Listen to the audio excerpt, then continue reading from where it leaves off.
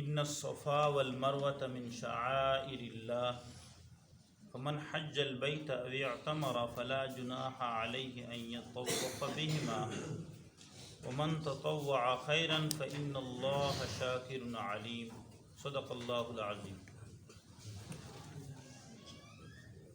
ان بے شک ان الصفا صفا والمروۃ اور مروہ من شعائر اللہ اللہ کی نشانیوں میں سے ہیں۔ فمن حج پس جو زیارت کرے حج کرے البیت بیت اللہ کی او اعتمر یا عمرہ کرے فلا جناح علیہ تو نہیں ہے جناح کوئی گناہ علیہ اس پر ان یطوف بہما کہ سعی کرے ان دونوں کی صفا اور مروہ کی۔ ومن تطوع خیرا اور جو اچھا کام کرے فإن اللہ شاکر علیم پس بے شک اللہ تعالی قدردان ہے بدلہ دینے والا ہے علیم خبردار ہے جاننے والا ہے۔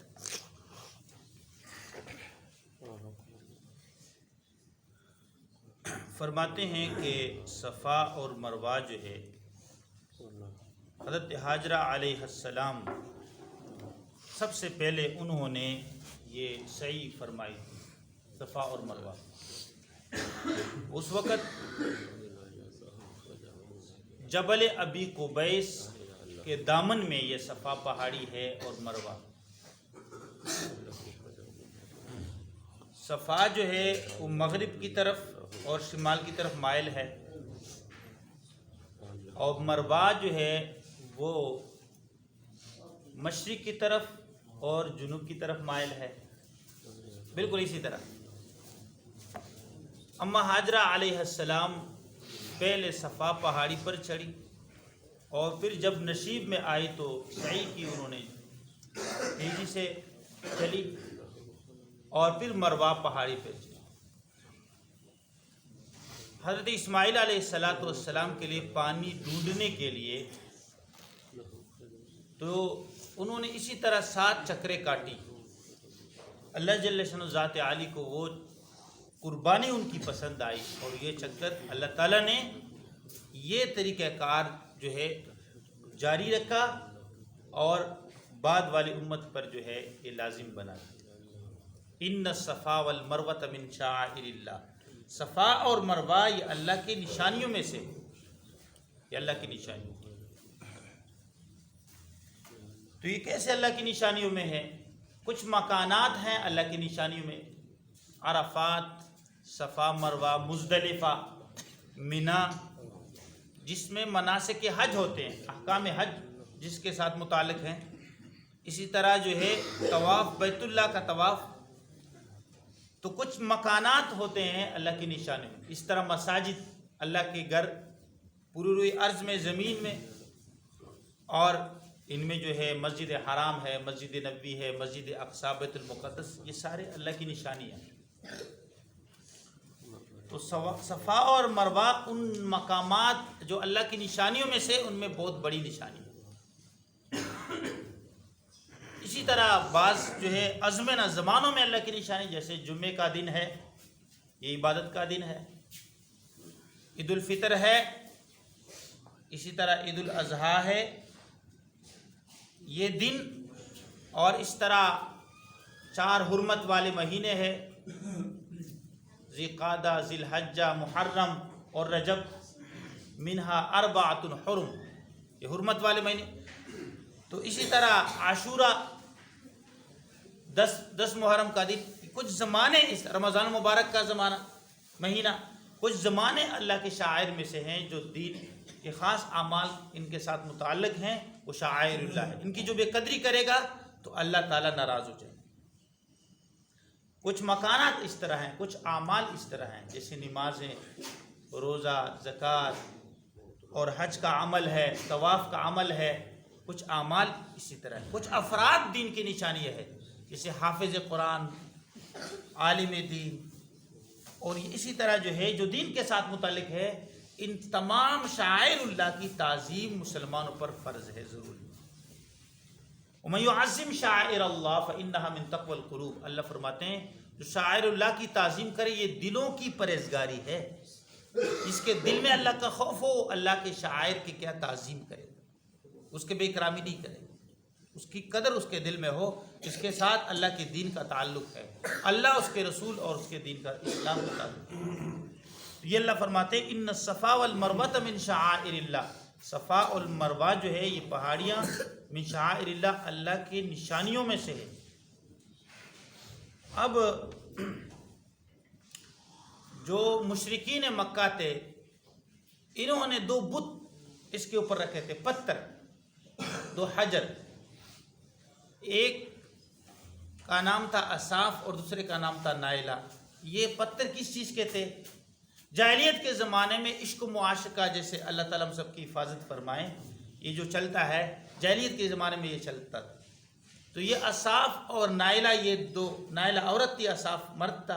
انہوں نے خانہ کعبہ بیت اللہ میں جو ہے گناہ کا کام کیا تو اللہ تعالیٰ نے ان پر لعنت کی اور تعالیٰ نے ان کو پتھر بنایا. انہوں نے ان کی عبادت شروع کر دی. اب یہ جاہلیت کو دیکھیں، ایک طرف اسماعیل علیہ السلام کا بت، ابراہیم علیہ السلام کا جو ہے بت بنا ہے، اس کی بھی عبادت کر رہے ہیں، اور ایک طرف وہ پتھر جو لعنت کی وجہ سے وہ پتھر بن گئے تھے، اصاف مرد تھا اور نائلہ عورت تھی، اللہ نے ان پر لعنت کی، پتھر بن گئے، ان کی بھی عبادت کر رہے تھے. بعد میں پہلے خانہ مکہ بیت اللہ کے پاس یہ بت رکھے تھے، پتھر رکھے تھے، بعد میں اصاف صفا پہاڑی پر رکھا اور نائلہ مروہ پہاڑی پر رکھا. پھر یہ طواف جب کرتے تھے تو اس کا بھی استلام کرتے تھے، اس کا بھی جو ہے استلام کرتے تھے اور ہاتھ پھیرتے تھے برکت کے لیے مشرکین مکہ. اب جب مشرکین مکہ مسلمان ہو گئے تو انہوں نے سمجھا کہ یہ تو ہم شرک کی وجہ سے کرتے تھے، تو اب جو ہے اس پہ جو ہے طواف کرنا اور یہ صحیح کرنا صفا مروہ کا یہ گناہ ہوگا. ان کے ذہن میں یہ بات تھی. اللہ تعالیٰ نے آیت نازل فرمائی فلا جناح ان الصفا والمروہ من شعائر اللہ. بے شک صفا اور مروہ دو پہاڑیاں اللہ کے شعائر میں سے ہے، ان کے صحیح کرنا یہ گناہ نہیں ہے. فلا جناح ان یطوف بہما، ان دونوں کی صحیح کرنا کوئی گناہ نہیں. اب وہ بت تو انہوں نے وہاں سے نکال دیے، توڑ دیے، سارے جتنے بھی بت تھے نبی صلی اللہ علیہ وسلم نے توڑ دیے. تو پھر ان کے دلوں میں تھا کہ یہ تو شرک کی حالت میں یہ کام کرتے تھے، تو اللہ تعالیٰ نے یہ آیت نازل فرمائی، یہ اطمینان ہو گئی. اس کے علاوہ تفسیر ابن کثیر کے حوالے سے فرماتے ہیں حضرت عروہ نے حضرت عائشہ رضی اللہ تعالیٰ عنہ سے پوچھا کہ اللہ تعالیٰ فرماتے ہیں فلا جناح علیہ ان یطوف بہما، کہ کوئی گناہ نہیں کہ جو آدمی صفا مروہ کی صحیح کرے. تو اس کا مطلب تو یہ ہے کہ جو صحیح نہ کرے اس پہ بھی گناہ نہیں ہے. تو حضرت عائشہ رضی اللہ عنہ نے فرمایا بئس ما قلتا، آپ نے بری بات کی، یہ مراد نہیں ہے، بلکہ مراد یہ ہے کہ انصار مدینہ پہلے ایک بت کا جو ہے تلبیہ پڑھتے تھے، منات طاغیہ، اور مشلل پہاڑ پر جاتے تھے، اس بت کی عبادت کرتے، اس کا جو ہے تلبیہ پڑھتے تھے مشلل پہاڑ پر.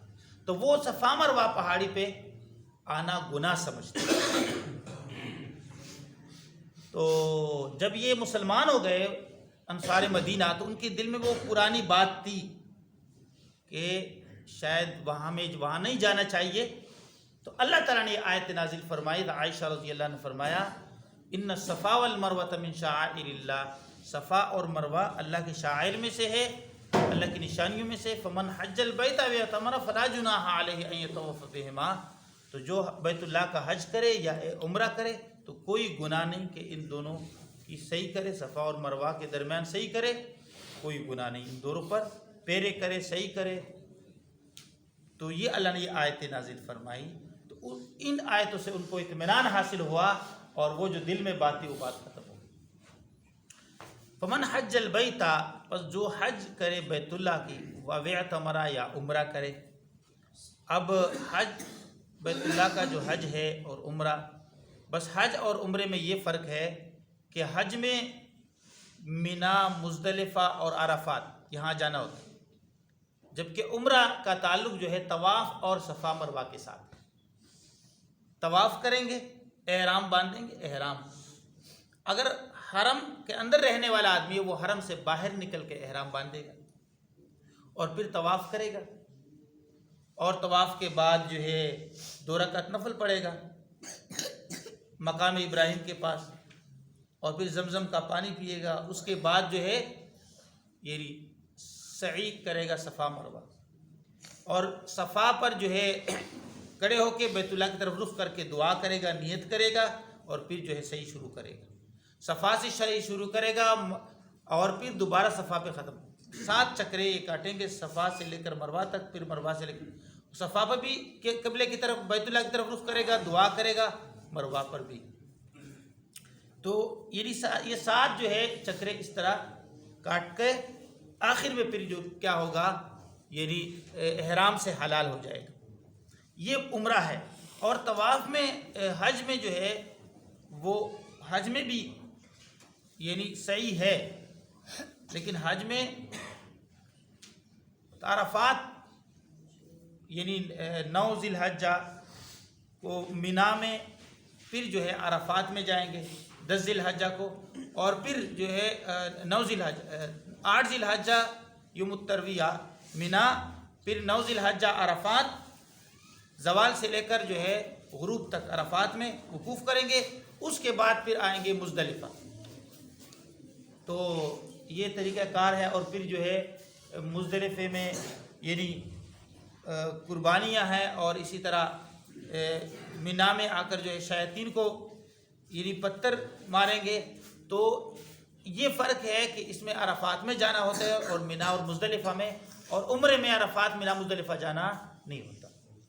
تو اللہ فرماتے ہیں فمن حج البیت او اعتمر فلا جناح علیہ ان یطوف بہما، پس جو حج کرے بیت اللہ کا، او اعتمر یا عمرہ کرے، فلا جناح تو کوئی گناہ نہیں، ان یطوف بہما کہ کیا کرے، طواف کرے ان دونوں کا، سعی کرے صفا اور مروہ کا۔